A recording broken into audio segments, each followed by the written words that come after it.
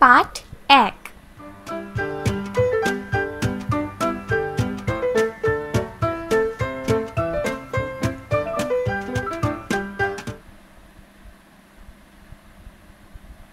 ছবি সম্পর্কে বলি।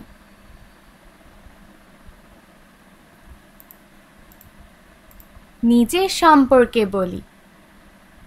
আমার নাম সাজিদা মুনতাহা। আমার মায়ের নাম মোসাম্মদ সাবিনা ইয়াসমিন। আমার বাবার নাম মোহাম্মদ সাজেদুর রহমান। আমার বিদ্যালয়ের নাম চিথলিয়া সরকারি প্রাথমিক বিদ্যালয়। আমার দেশের নাম বাংলাদেশ।